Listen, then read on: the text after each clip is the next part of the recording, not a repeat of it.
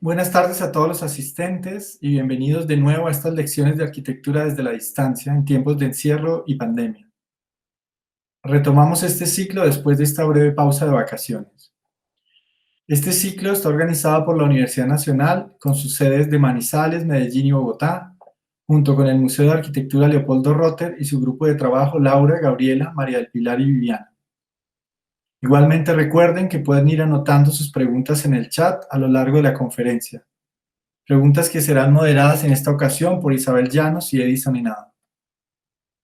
Las conferencias anteriores las pueden ver en el canal de YouTube del Museo de Arquitectura, conferencias que irán saliendo al aire una semana después de cada presentación.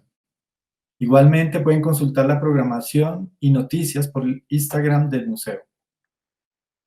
En tiempos de encierro nos interesa proyectar el salón de clase de forma virtual, para romper los límites de las universidades y enseñar y difundir algunos de los trabajos más relevantes de estudiantes, profesores y egresados de la Universidad Nacional, tanto en su ejercicio profesional como en su labor como docentes o investigadores. De igual forma, nos interesa mostrar no solo el resultado final de las obras, sino explorar los temas, intereses, preocupaciones y procesos de creación de los arquitectos invitados. El día de hoy nos acompaña Jaime Sarmiento, quien también es parte del grupo organizador de estas lecciones y gestor de esta idea. Jaime estudió arquitectura en la Universidad Nacional de Colombia, en la sede de Medellín, buscando nuevos horizontes y luego de haber realizado algunas obras en su ciudad, fue a Barcelona a realizar un doctorado en la Universidad Politécnica de Cataluña, obteniendo una tesis laureada titulada La capilla de Ronchamp de Le Corbusier, siendo uno de los primeros colombianos que fue a estudiar a Barcelona, abriendo el camino para muchos otros.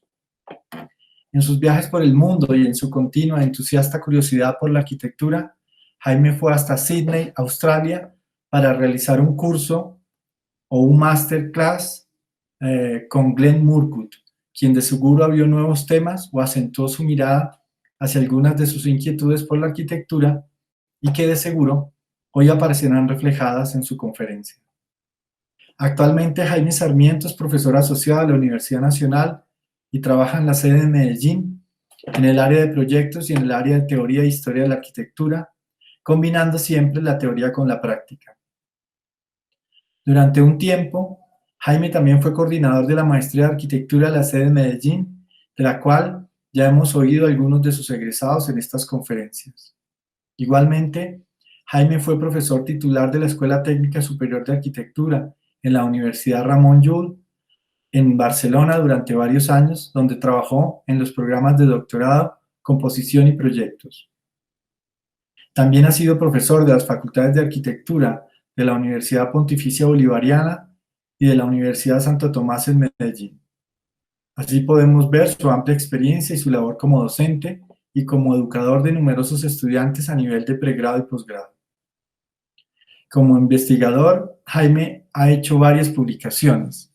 De hecho, ha sido coautor de los libros como Forma, Pensamiento, Interacciones entre Pensamiento Filosófico y Arquitectónico en la Universidad Ramon Llull y Le Corbusier en Bogotá, 1947-1951, con la Universidad de los Andes. Adicionalmente, ha sido autor de una treintena de artículos en revistas especializadas de arquitectura en España y Colombia. Como conferencista, ha sido invitado a eventos profesionales y académicos en diversas universidades de América y Europa. Paralelamente, Jaime tiene una amplia experiencia en el campo profesional.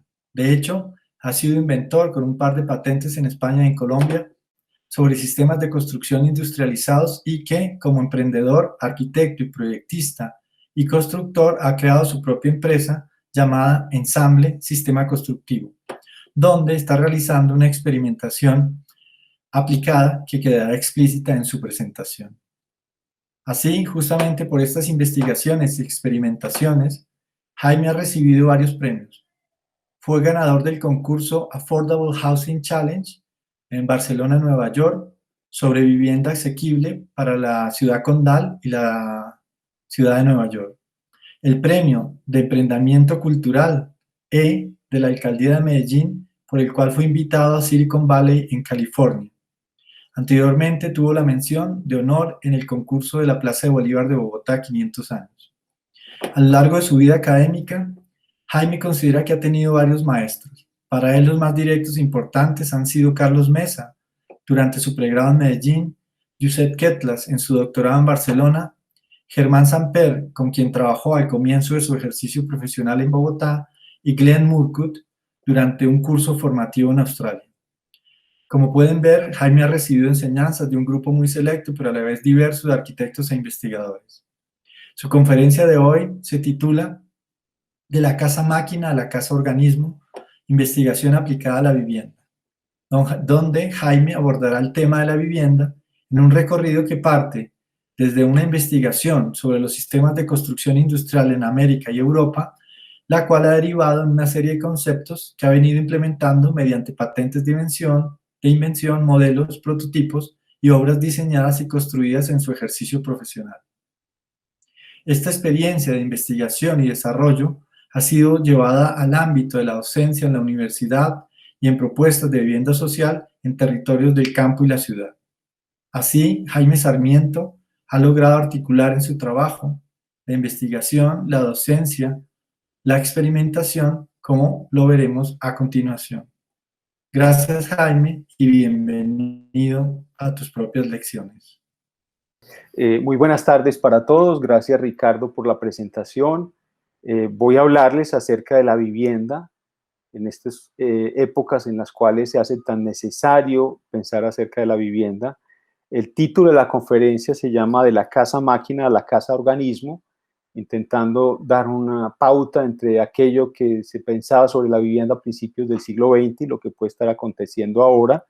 Y se trata de una investigación aplicada que comenzó hace unos 15 años en Barcelona a raíz de un concurso sobre vivienda que surgió allí y desde el cual he venido haciendo una serie de reflexiones, de conceptualizaciones que luego han derivado en una serie de aplicaciones, de ensayos, de patentes, de modelos, de prototipos, de los cuales se ha como percatado o se ha constatado que esos conceptos pueden ser aplicados y luego ese aprendizaje allí ha sido llevado al campo del emprendimiento, de la empresa, del ejercicio profesional. Luego ese conocimiento, con esa experiencia, con esa parte profesional también ha sido llevada de mi parte a la universidad, donde he compartido, digamos, como esos logros o esos descubrimientos con los estudiantes y con la misma universidad a partir también de una serie de ejercicios. Y por último, hablaré acerca de la aplicación de la vivienda en términos de la ciudad. En otro concurso que también se hace curiosamente en Barcelona y del cual ya voy a referir. La conferencia está estructurada en 5 capítulos. El primero de ellos tiene que ver con un proceso de investigación que luego desembocará en un desarrollo de dichos descubrimientos. La tercera parte es la aplicación de una serie de conceptos que se han encontrado y finalmente esto derivará como en la aplicación de esos conceptos, de esos desarrollos y de esa investigación en el campo de la academia, en la universidad, en un capítulo que llamo Universidad, Empresa, Estado. Y por último, quiero enseñar un capítulo que tiene que ver con el ejercicio del diseño, del pensamiento sobre la vivienda en relación con la ciudad. Es un concurso en el cual participamos en la ciudad de Barcelona. Comienzo con el primero de los capítulos, llamado Investigación, en el cual vamos a ver como 2 apartes. El primero de ellos, una serie de casos de estudios. Me disculpo porque no he querido abarcarlos todos, pues porque primero que todo sería imposible y lo segundo es que he decidido seleccionar aquellos estudios de caso que me parecen más pertinentes para esto que quiero explicar. Y después veremos algunos conceptos relacionados con la investigación. Bueno, comienzo por este par de imágenes relacionados con un libro que fue publicado hace cerca de 100 años, en 1923, por Le Corbusier, Hacia una arquitectura, en el cual al final del libro, como bien saben ustedes, es un capítulo, más bien un libro que trata temas un poco revolucionarios para la época. Al final del libro hay un capítulo que se llama Casas en serie y la portada de ese capítulo es bastante particular porque lo que pone Le Corbusier en esa portada es la imagen de un automóvil, un Citroën de esa época, en relación con las casas. Y es porque Le Corbusier pensaba en ese momento, ¿por qué no hacer viviendas? ¿Por qué no hacer casas como se fabrican carros? Como en ese momento Henry Ford en Norteamérica estaría haciendo los automóviles en serie, producidos en grandes cantidades. En ese mismo capítulo aparecen una serie de dibujos, estos que ven ustedes sobre la izquierda en la parte superior, en los cuales Le Corbusier va relatando cómo a partir de un módulo, ese módulo se va dividiendo en mitades y mediante el arreglo de esas mitades más los enteros va haciendo una secuencia de montaje en la cual ese arreglo va determinando unas formas, unas siluetas. En este caso se trata como de unas siluetas en forma de Z, que sería como la configuración de una posible vivienda. Y en ese capítulo del libro, él pone estandarización, industrialización y taylorización. Es muy importante la producción en serie, puesto que se requiere construir en grandes cantidades, de manera muy precisa, de manera económica, y para eso él se apoya en la industria. La taylorización, como ustedes saben, es la especificación o especialización de los obreros en las fábricas haciendo una tarea rutinaria, una tarea que es constante en aras de la economía de tiempo, de los recursos, del aumento de la productividad. En ese mismo capítulo, Le Corbusier se preguntaba, ¿no se podrían fabricar casas? La casa ya no será esa cosa pesada y que pretende desafiar los siglos, el objeto opulento por el cual se manifiesta la riqueza. Será una herramienta, como lo es el auto. Es importante recalcar esta palabra de herramienta. La casa es una herramienta. Después diría que sería para vivir, ¿no? A la derecha vemos una imagen de ese barrio que le fue encargado por un industrial en Pessac, cerca de Burdeos, justamente con este sistema, con este arreglo de piezas de módulos enteros y medios. En la parte inferior se alcanza a ver como las siluetas en Z, que son los mismos que él está describiendo en esta parte, más una serie de viviendas de 3 plantas y estas otras de 2. Esto es realizado en 1924, se alcanza a construir. Recordemos que Le Corbusier dijo en algún momento que la casa era una máquina para vivir. Y luego de esto se le vinieron una serie de críticas porque se pensaba que en efecto la casa sería como esta especie de mecanismo, como si fuera un ente salido de industria en el cual todo tenía que funcionar a la perfección, la calefacción, la ventilación, en términos más mecánicos. Le Corbusier aclaró que no estaba hablando en esos términos, sino que la casa era una máquina, pero de emocionar. Y esto lo deja claro en Hacia una arquitectura porque él habla de que la intención primaria y definitiva de la arquitectura es la de emocionar. Y en ese sentido es que lo tomaba, porque es un efecto de causa y reacción, causa y efecto. Y en ese sentido, pues podría entenderse como una especie de mecanismo, pero trascendía como esa noción inmediata de máquina y era más bien en aras de la emoción plástica. Bueno, las casas de Pessac fueron construidas y fueron aceptadas en principio de manera favorable. La gente las habitó y a la medida en que las iba usando, paulatinamente las fueron transformando. A tal punto, como se ve en la fotografía de la derecha, que la gente terminó como desfigurando esos preceptos de Le Corbusier. La ventana corrida desapareció, la terraza jardín, bueno, todos esos lenguajes formales de los cuales se había apoyado Le Corbusier, pues de repente fueron como desdibujados y borrados de esa prefiguración del arquitecto. Aquí se ve incluso, pues la ventana corrida ha sido modificado y se ha cambiado por 2 ventanas, de la cual parecen salir unos lagrimones, pues yo pienso que de una manera bastante sarcástica y crítica, y era porque justamente ocurría uno de los problemas debidos a la estandarización. Resulta que los moradores de estas casas estaban reclamando una especie de identificación, no de masificación, sino algo diferente, algo que fuera propio. Uno de los grandes problemas de la producción en serie de la vivienda en el siglo XX, la estandarización, justamente consiste como en esa producción repetitiva, cansina, que lleva como a cierto grado de aburrimiento para los moradores, quienes reclaman una autonomía, una identificación, una diferenciación con respecto de los vecinos.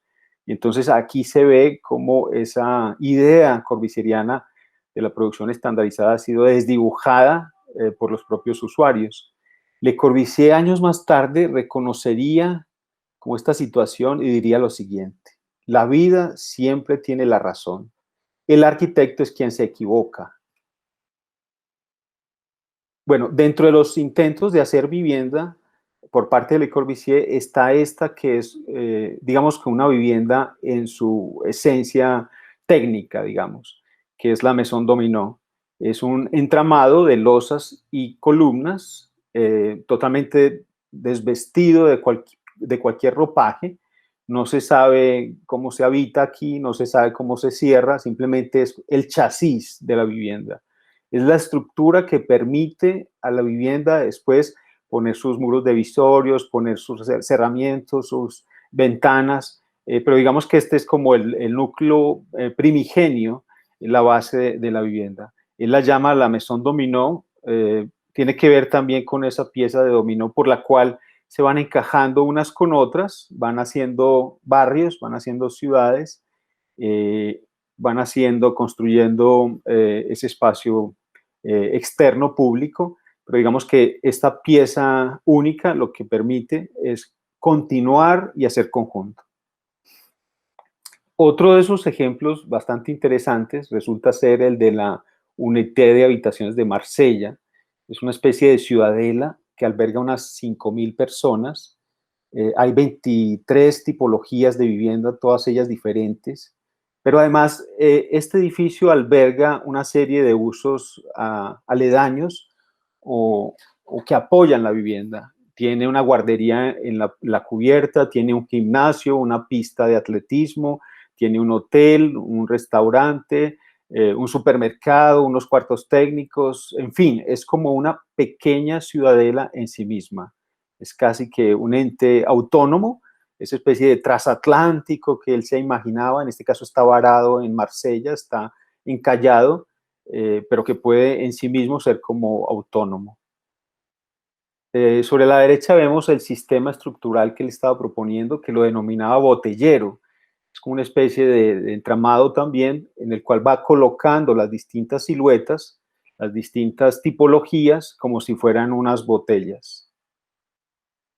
Este es otro de esos propuestas que hizo Le Corbusier pensando en la vivienda masificada. Está hecha para Rocket Rob en Cap Martin.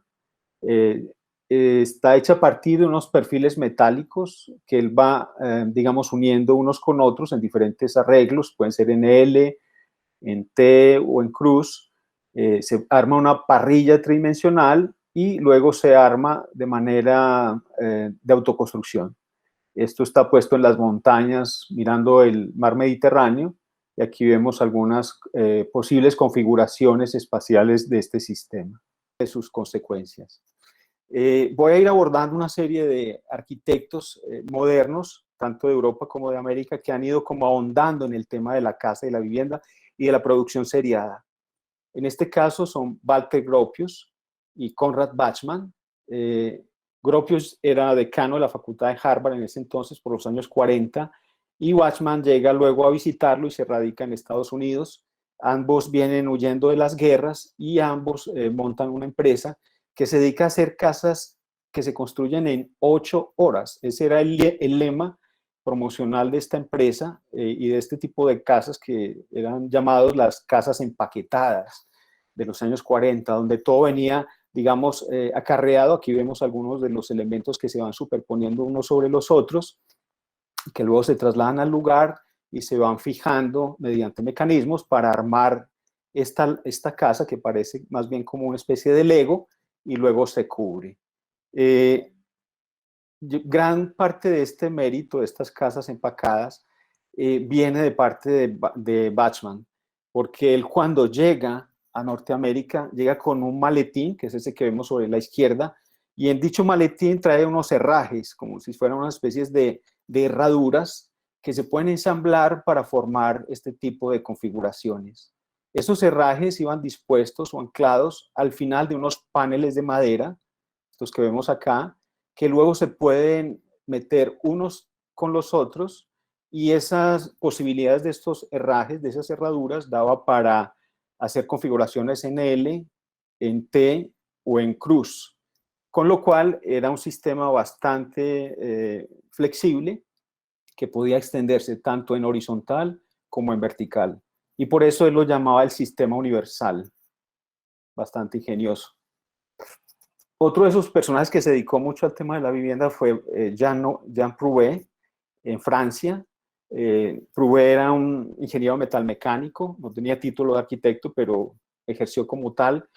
Y el gobierno francés le encarga que por favor diseñe unas viviendas y unos prototipos para llevar a sus antiguas colonias al norte de África.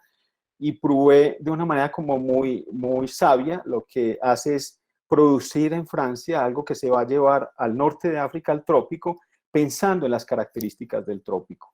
Y es por eso que la vivienda se levanta del terreno, deja pasar por la parte de abajo el agua, deja pasar el aire. La vivienda tiene unos grandes aleros que dan sombra, que dan cobijo en un territorio inclemente donde el sol es canicular y es bastante potente. Y luego también los revestimientos utilizan unas láminas metálicas perforadas que permiten que el aire pase de un extremo a otro, causando una ventilación cruzada. Y adicionalmente él hace una cubierta con una especie de claraboya o de elemento de chimenea, que lo que hace es causar un efecto de inducción, y ese aire que está acumulado en el interior de la vivienda es sacado fuera de la vivienda para refrigerarlo. A mí me parece bastante ingenioso como estos sistemas, a pesar de estar fabricados en Europa, para ser llevados luego al norte de África, que incluso se llevaban en aviones, se cargaban en aviones y se podían desplazar. Se hicieron alrededor de 3 prototipos. Realmente no funcionó luego el asunto y se tuvieron que dejar algunos por allí en los lugares, y algunos han sido restaurados. El tema de la industrialización ha sido muy importante, sobre todo pensando en que luego de las guerras se tiene que construir de manera muy rápida, muy económica y muy precisa. Estas son unas portadas de una publicación norteamericana donde habla justamente como de esa producción seriada luego de las guerras. Hay que estandarizar los componentes, hay que ponerlos de unas maneras regulares, unas medidas regulares que permitan un ensamble que sea fácil luego en la obra. Vemos otro de estos abanderados de la producción en serie de la vivienda, en este caso es Richard Buckminster Fuller, un personaje bastante particular. Fue rechazado un par de veces de la Escuela de Arquitectura de Harvard, y siempre fue como un personaje marginal, pero igualmente genial. En este caso estamos viendo la presentación ante la Sociedad de Arquitectos de un modelo de vivienda que se llamaba la Dymaxion House, que es un modelo, es una maqueta que le hace un escultor, está hecha en aluminio, y en esa maqueta se pueden intuir como ciertos componentes. En primera instancia, esta vivienda está hecha a partir de un fuste vertical que va hasta la cubierta, del cual penden algunos hilos, que yo no sé si los alcanzarán a ver ustedes por ahí, y esos hilos son unos tensores que van hasta el suelo.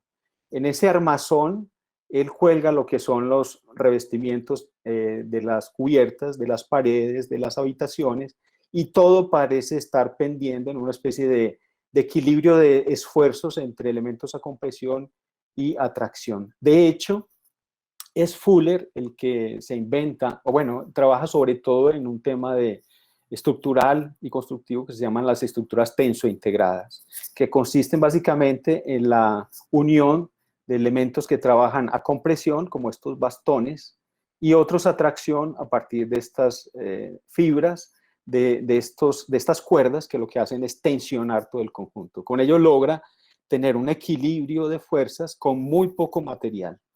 Es un equilibrio estable a partir de pocos componentes.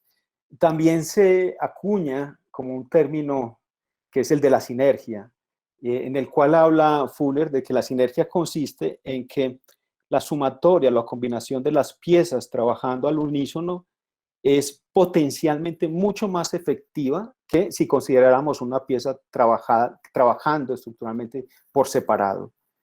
Se potencia ese funcionamiento. Son conceptos que son bastante interesantes. Otro de esos intentos por industrializar la vivienda es esta casa que parece un ovni. Está hecha en una fábrica abandonada donde se hacían aviones en la ciudad de Wichita, por eso se llama la Wichita House, y prácticamente es como un modelo de vivienda totalmente mecanizado, porque en su interior habían muebles con rodapiés, la temperatura era ideal, todo estaba mecanizado. Tal vez haya sido Fuller el que tomó más literalmente ese aforismo de Le Corbusier de que la casa era una máquina para habitar. Y de hecho, también aquí aprovecha para hablarnos como de ciertos preceptos de la sostenibilidad, como puede ser la ventilación, por ejemplo. En el esquema de la derecha vemos cómo circula el aire. El aire entra por el entresuelo que está levantado con respecto al terreno, sube por el fuste intermedio, ese aire luego entra al interior de la vivienda y luego es desalojado por esa especie de caperuza. La forma misma hace como de efecto de succión, saca el aire, con lo cual siempre al interior de esta vivienda hay un aire que es renovado, la humedad relativa es en términos perfectos. Esto realmente es una máquina que funciona como a la perfección. Bueno, después de muchos intentos, estuvo trabajando alrededor de unos 30 años acerca de la vivienda y cada vez sus intentos fueron más frustrados porque no lograba la producción en serie de la vivienda. Él llega como a minimizar y a cambiar un poco los términos de la casa y define la casa como si fuera un estuche de actividades. Aquí lo vemos cargando ese estuche, es una maqueta, donde en el estuche hay una serie de muebles que son sacados de ese interior y van expresando las actividades. Entonces había uno para cocinar, otro para bañarse, otro para dormir, pero básicamente la vivienda queda desmaterializada, ha perdido los muros, ha perdido las cubiertas. Lo que se ofrece ahora es un estuche de actividades. Y yo creo que también es importante tener en cuenta como esta idea de que la vivienda es una serie de actividades. Son verbos, son comer, dormir, reunirse. Y ese estuche él lo cubre con algo que sí tuvo mucho éxito, que fueron las cúpulas geodésicas. Aquí lo vemos encaramado en una de ellas, haciendo una prueba de resistencia junto con sus alumnos en una escuela de verano. Ese fenómeno de la reducción de la materia y que vaya ganando en esencia, digamos que la actividad él lo llamaba efemerización, por la cual la vivienda se iba volviendo cada vez más desmaterializada, pero iba ganando cada vez más en esencia. Y se fue luego al otro extremo, pues de esa especie de minimalización de la vivienda, se fue al otro extremo para decir que nuestra casa como más importante ya no es ese habitáculo que podemos colonizar, que es parcial, sino que la casa más importante es el globo terráqueo. Y nos definía como, a nosotros como astronautas de esa casa, que esa casa la llamaba la nave espacial Tierra. De incluso escribió un libro donde decía como una especie de manual de instrucciones de cómo utilizar esa nave espacial Tierra. Y yo creo que aquí hay un asunto bastante interesante porque también nos hace mirar como esa casa, la más grande que podemos contar, la cual habitamos y la cual somos responsables de ella. Y creo que también es uno de los pioneros en este asunto de la sostenibilidad y del mantenimiento de este globo terráqueo. Otro momento importante en este devenir de la vivienda ocurre en Norteamérica en los años 45 hasta el 50, a partir de la publicación de unas revistas. El editor de esta revista, que se llama Arts and Architecture, que era John Entenza, invita a una serie de reconocidos arquitectos para que hagan propuestas de vivienda que eran como unas especies de laboratorios. Se llamaban las Case Study Houses. Y esas viviendas tendrían que mezclar componentes de la industria, del arte, de la arquitectura y de la construcción. Se hicieron alrededor de 30 proyectos, se construyeron bastantes de ellos y todos eran experimentales. Una de estas casas como más emblemáticas es la Case Study House número 8, hecha por los esposos Eames. Ellos habían hecho como un diseño preliminar que era una especie de casa puente, pero luego lo cambiaron, mantuvieron la estructura metálica que ya la habían comprado, cambiaron totalmente el diseño porque vieron un diseño de Mies van der Rohe en Nueva York en una exposición y dijeron no podemos replicar el mismo diseño de Mies, que era la casa del Tirol, tenemos que cambiar radicalmente el diseño. e hicieron esto que era una especie de hangar, de bodega, era como una nave industrial. Utilizaron la misma estructura, aquí los vemos jugando, eran muy sonrientes, siempre las fotos se ven muy juguetones, haciendo equilibrio en esta estructura, y luego lo revestían. Tiene dos naves, una es propiamente la vivienda y la otra es la oficina. La fotografía es desde la oficina, mirando hacia el patio que vincula los dos módulos, y se puede dar uno cuenta de los componentes industriales, todo era seco, la estructura metálica, los revestimientos eran secos, las cerchas metálicas en la parte superior, todo era absolutamente de fábrica. Pero aquí también ronda como otro concepto en relación a la vivienda, y es que la vivienda es como una especie de hangar, pues como de nave industrial, suena feo como decirlo, pero es una especie de concha, de abrigo que alberga la vida. Tuve la suerte de visitar esta casa y al interior están recogidos todos los efectos personales, los libros, las fotografías, digamos los recuerdos de viaje de esta pareja durante sus viajes y sus experiencias. Entonces la casa se vuelve como ese receptáculo de la vida misma. Otro de esos ejemplos importantes está hecho por Craig Elwood, quien hizo un par de viviendas para las Case Study Houses, esta que es la número 18, que está hecha toda a partir también de componentes industriales. Era ingeniero, no era arquitecto, pero bueno, también era bastante seguidor de Mies van der Rohe, unas excelentes casas. Pero lo más curioso de esta casa es que se puede construir con un destornillador. Este señor es uno de los operarios, de los dos operarios que construye la casa, y lleva en su cintura un destornillador con la cual arma la casa.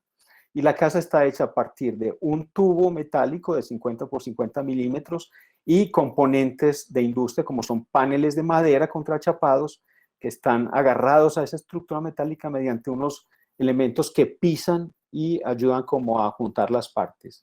Realmente es increíble porque a partir de muy pocos elementos se logra configurar la casa. Este es otro ejemplo emblemático, que es la Case Study House número 22 de Pierre Koenig, una casa bellísima, también muy difundida, muy publicitada, está puesta en la parte superior de Hollywood, asomando sobre la ciudad de Los Ángeles, y sobre ella se ha publicado muchas fotografías. Esta seguramente es de las más conocidas, que es una fotografía que encierra su misterio y su mito, porque no sé si se alcanzarán a fijar ustedes bien, resulta que aquí aparecen un par de modelos que están como conversando de una manera bastante amena, uno diría como de extendida, agradable, están gozando de la casa, al fondo se ve la ciudad de Los Ángeles, pero si uno reparara bien, descubriría que las modelos están siendo traslúcidas y que en el fondo de esos vestidos están las luces de la ciudad de Los Ángeles. Yo creo que no se alcanza a ver bien por el tamaño de la imagen, pero si las buscan en internet, pues lograrán verlo. Y es porque se hizo un trucaje para hacer estas fotografías. Se tomaron en dos tiempos, una con las modelos y otra sin las modelos. Y ese sobreesfuerzo también da a pensar sobre el tipo de demostración o cómo se quieren expresar estas viviendas para mostrarse al mundo. Vemos al fotógrafo, quien tomó esta fotografía es Julius Schulman. Aquí lo vemos encaramado en esta barandilla de una manera muy incómoda con su cámara en la mano, sosteniéndola para tomar como una fotografía precisa. Ha llevado unos ayudantes para que le colaboren en poner unas ramas ficticias, están cortadas, para que en la foto salga como si la casa estuviera rodeada de vegetación. De hecho, la fotografía esta de la izquierda la tomaron cuando se estaba terminando la obra, había mucho polvo. Una de las modelos es una estudiante de arquitectura y estas ramas están cortadas, habría muchos inconvenientes, pero aquí se ve como una especie de sobreesfuerzo por mostrar una atmósfera y un ambiente idílico de la vivienda, que realmente no era tanto. Las Case Study Houses son unas casas excelentes, bellísimas, pero también tienen como una especie de connotación de una vida forzada.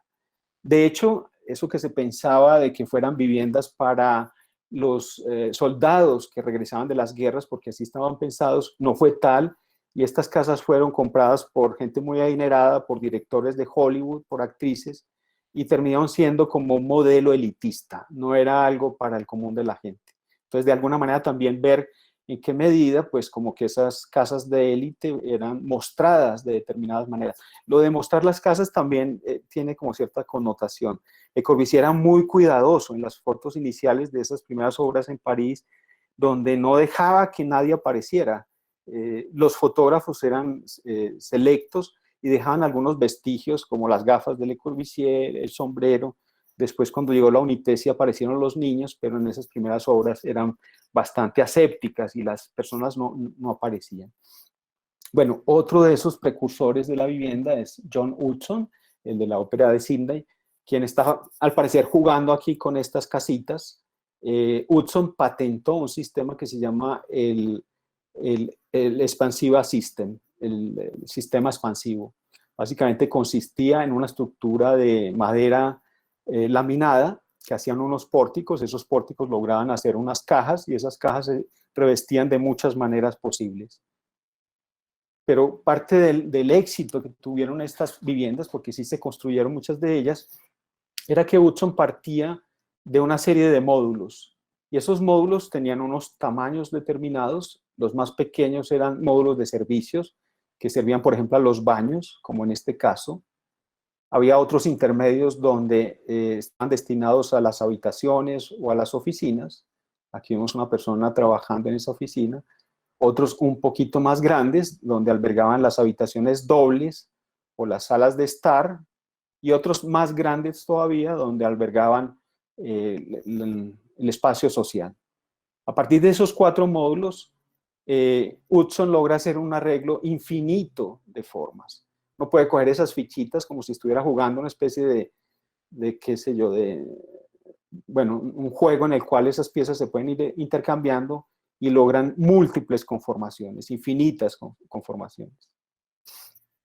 Ya más recientemente, en el año 2008, se hace una exposición en el MoMA de Nueva York, quien hace una invitación al mundo de la arquitectura y de la industria para proponer algo que se llamó la home delivery, algo así como la casa por entrega, como si uno llamara ahora al servicio de Rappi y pidiera, tráigame una casa y me la instala aquí enfrente en el jardín.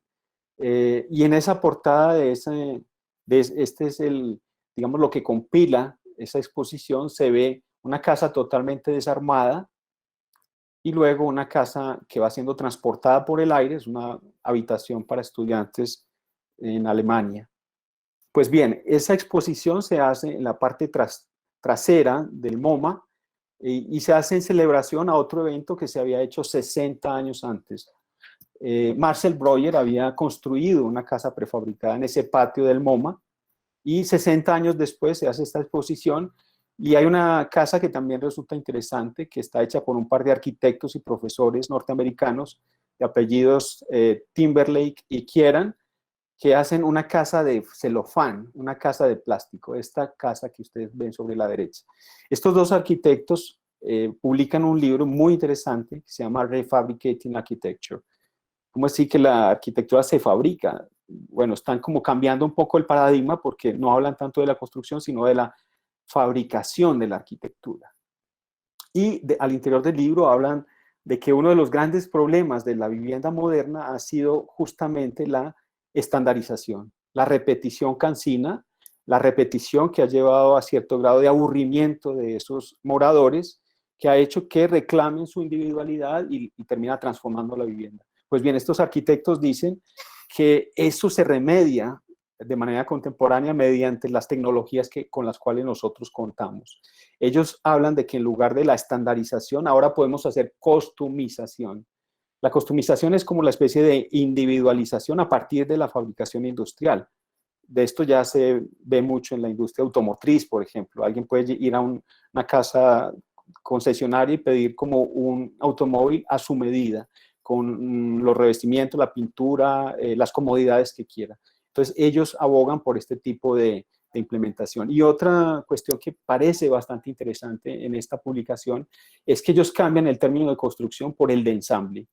Dicen que esa construcción, que es hecha a partir de componentes fijos y permanentes, que está hecha a partir de aglutinantes como cemento y agua y unos tornillos y cantidades de materiales, que que se requieren bastantes para construir. Finalmente, cuando se construye y se necesita demoler, eso va a la basura, termina demolido y reemplazado. Mientras que en el ensamble hay mucha menos cantidad de materia. Ustedes pueden ver que sobre la derecha hay menos componentes, es mucho más liviano, es mucho más fácil de poner, hay muchas menos letras del lado de la derecha.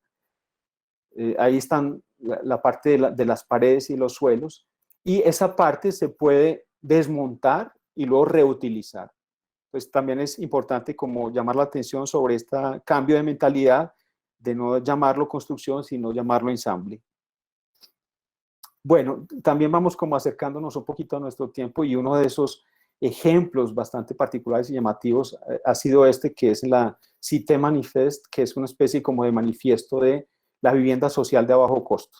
Es una especie de Weissenhof que hacen en Mulhouse, que es un pueblo al sur de Francia, cerca de Ronchamp, donde invitan a varios arquitectos, entre ellos a Lacaton y Basal, para que propongan vivienda social de bajo costo.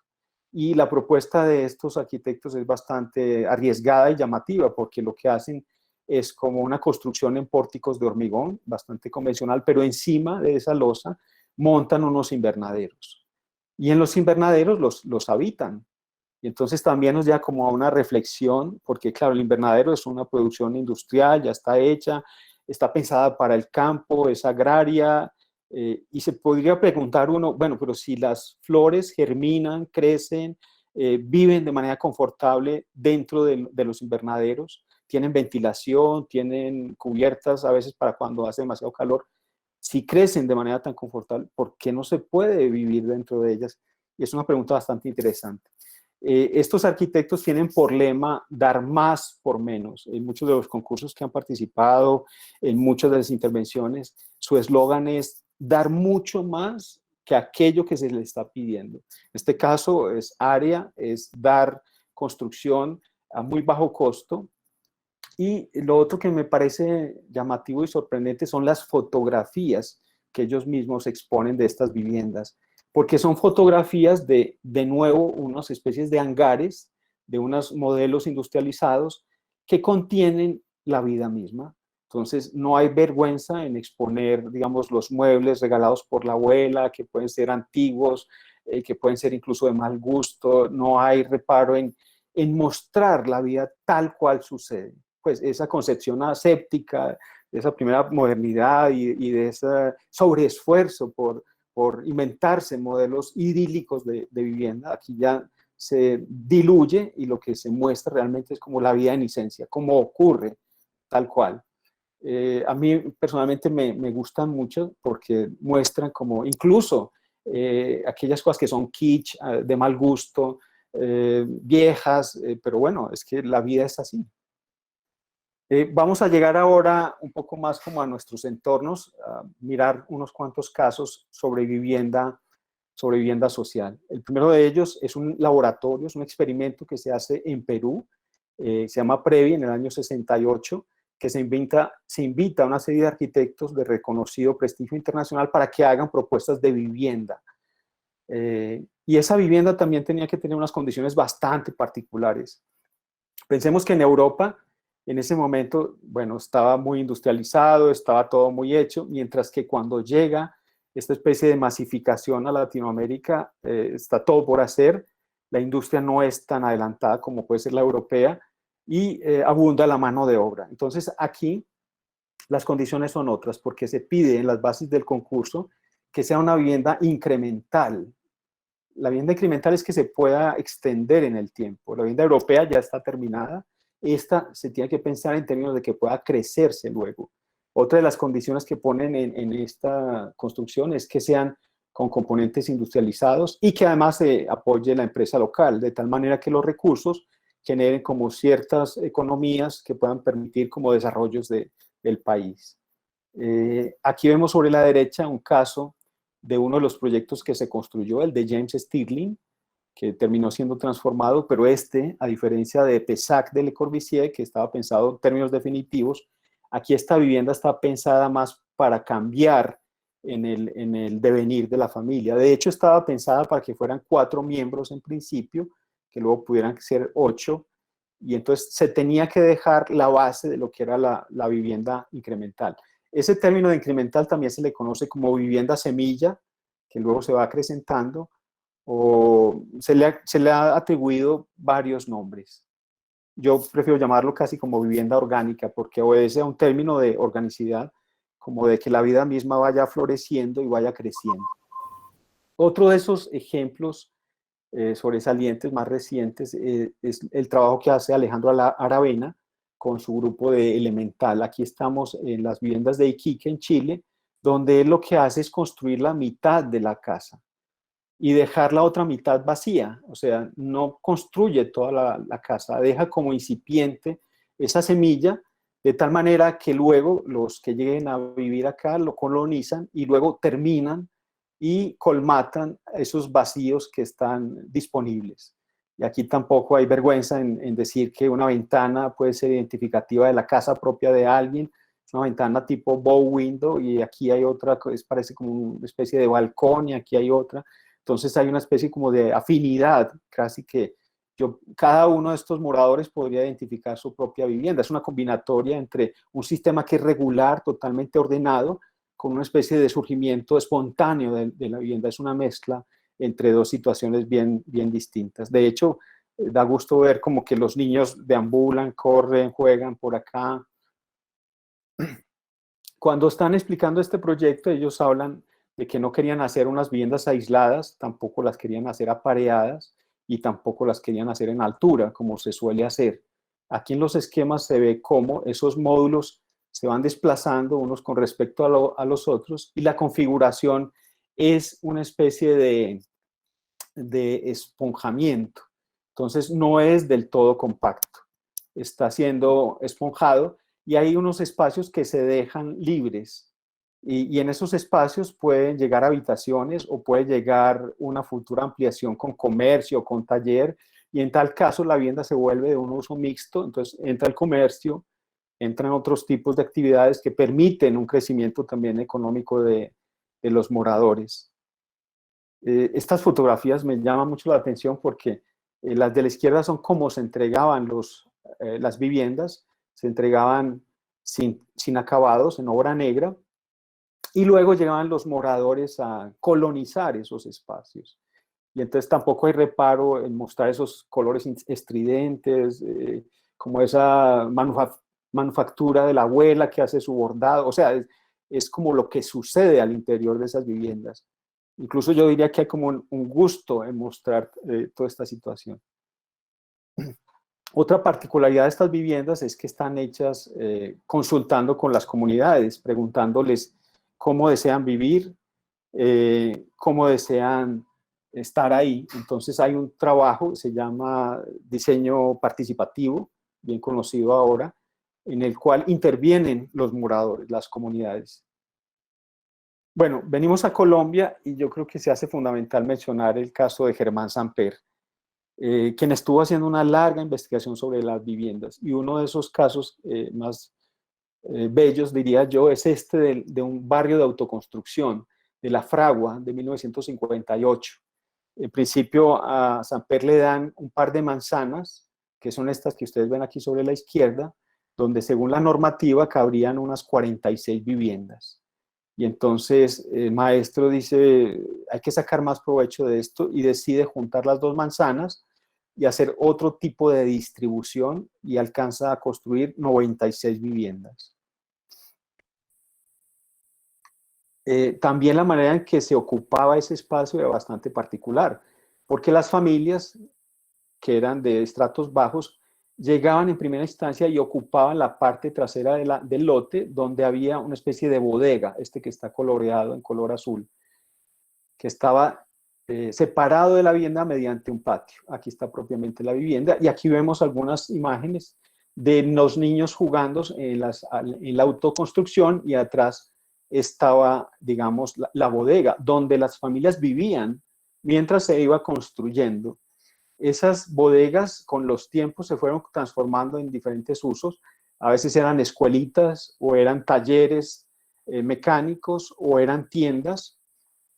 Y luego el interior también ofrecía como unas condiciones bastante flexibles en cuanto a su uso. Aquí vemos a Germán Samper junto con su esposa, quien era la promotora de este proyecto. El proyecto surge gracias a que el conductor de la familia Samper le pregunta al doctor Samper: doctor, ¿usted me puede hacer por favor mi casa?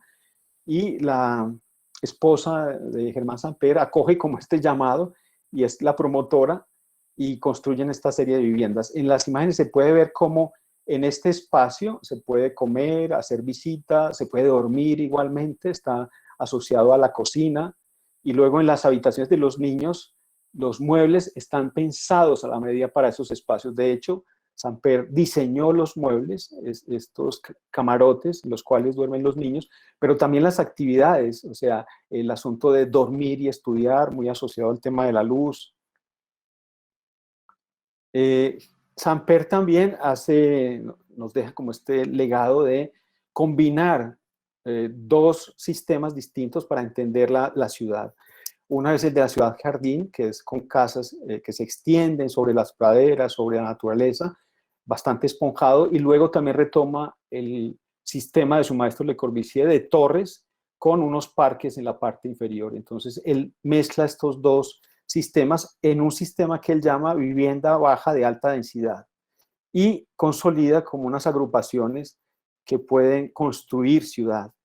De hecho, él llega a construir varios condominios, varios centros de vivienda. Uno de ellos es con subsidio en Bogotá, y uno de los grandes aprendizajes o de las enseñanzas que él nos deja es este asunto que nos dice acá. La investigación tuvo un giro inesperado cuando descubrí que más que diseñar volumetrías, debíamos hacer énfasis en los espacios públicos que éstas creaban. O sea, importaba la vivienda, pero también importaba mucho lo que estaba por fuera de la vivienda, el espacio público.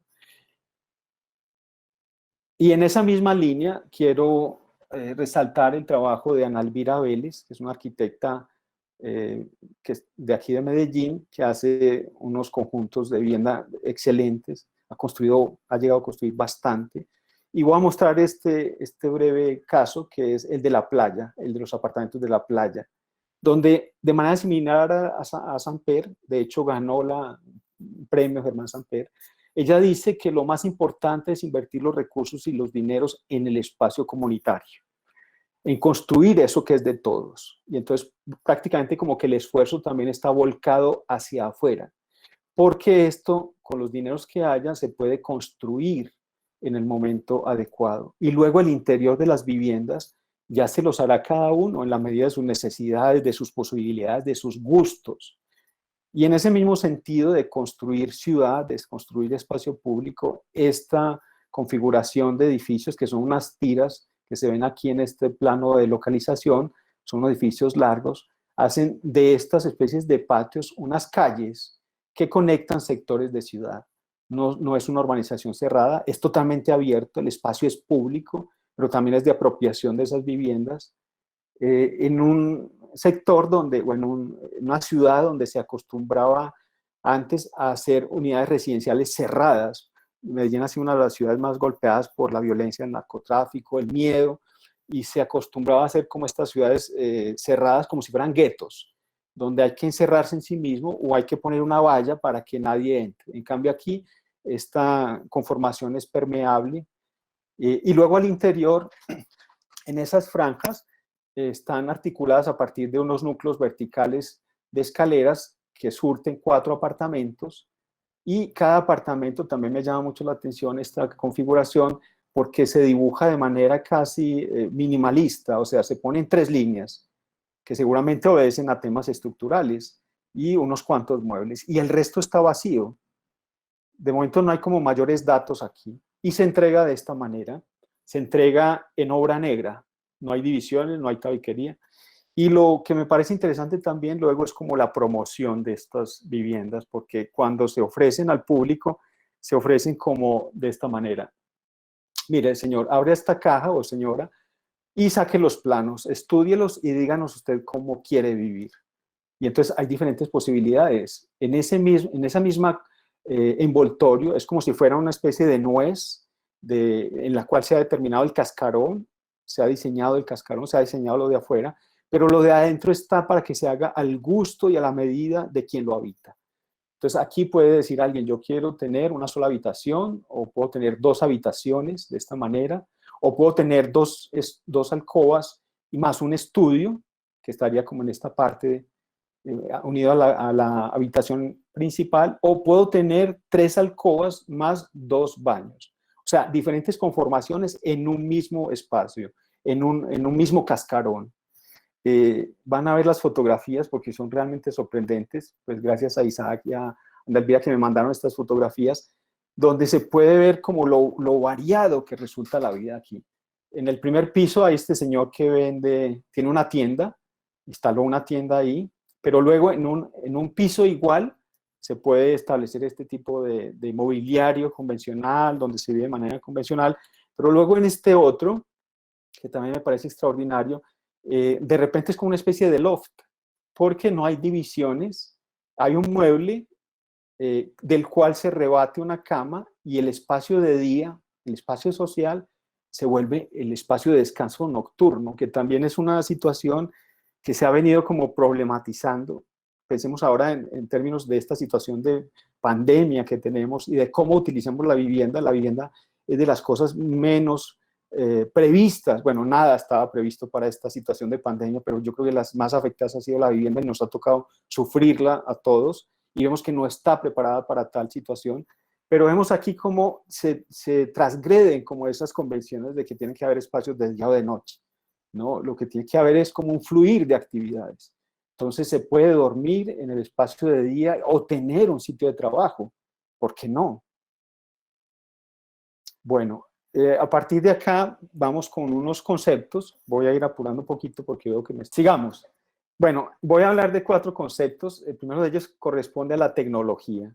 Esta gráfica me la suministraron en la NASA, en esa visita que hice al Silicon Valley, y es bastante diciente porque habla acerca de la evolución de la tecnología en los años de la humanidad y en la población mundial. Casi 7.000 millones de personas en 2.000 años de 11.000, registrando desde 9.000 antes de Cristo. Y vemos que la tecnología es una evolución bastante horizontal y llegando a la revolución industrial, siglo XVIII, XIX, de pronto se dispara estrepitosamente con la llegada de los ferrocarriles, de la máquina de vapor, del teléfono, el automóvil, la penicilina, los computadores, el internet. La tecnología realmente se ha disparado de una manera estrepitosa. Y aquí hay varios ejemplos que así lo demuestran de cómo han evolucionado otras industrias que son como las primas hermanas de la arquitectura y de la construcción, como pueden ser los de la automoción, los trenes o los aviones. Y si no, miremos esta evolución de los computadores que surgen por motivos de guerra, porque hay que espiar a los rivales, hay que saber todos los datos, y esos computadores enormes se han ido reduciendo hasta caber en nuestros bolsillos. Ahora podemos tener al alcance del mundo a nuestras manos, lo guardamos en nuestro bolsillo, o los teléfonos inalámbricos, los celulares, que comienzan siendo como estos zapatos enormes y que cada vez se hacen más livianos y más ligeros. Y cabría preguntarse, ¿pasa algo con la arquitectura? ¿Algo similar que podamos decir que pueda ser más liviano, más compacto, más llevadero? ¿Realmente ser esa herramienta, esa herramienta de uso? Aquí hago esta comparativa entre 2 momentos que son importantes, Le Corbusier y Savoie 1929, y luego 60 años después con una villa que hace Rencoljas, en la villa de Alaba, donde se emulan, digamos, los lenguajes, la ventana corrida, la terraza jardín, la casa sobre pilotes, pero bueno, además del lenguaje que parece replicado, ¿qué más se ofrece? Yo creo que hay mucho por investigar, mucho por desarrollar. Otro de esos conceptos que encuentro bastante interesantes es de la ligereza. Y parto de una anécdota. Resulta que le hace Fuller a Foster. ¿Usted sabe cuánto pesa su edificio, señor Foster? Y el otro se queda como pensando la pregunta que puede parecer como absurda, a tal punto que cuando llega a su oficina, lo primero que hace Foster es calcular cuánto pesa el edificio y darse cuenta de que lo más pesado está enterrado y no se ve. O sea, no le ha servido invertir tanto esfuerzo, tanto dinero, tanto peso en algo que no se ve y no se toca. Y le queda como esta idea rondando. Bueno, era Fuller el promotor de esta idea de los edificios izados, levantados. Esto parece más como de ciencia ficción. Son unos dibujos que corresponden a unas torres que se levantan mediante unos dirigibles y son transportados y plantados en otros lugares. Esto que parecía ciencia ficción se llegó a construir. De hecho, las cúpulas geodésicas que proponía Fuller para el ejército norteamericano se llegaron a construir y se movían, se desplazaban para albergar las tropas.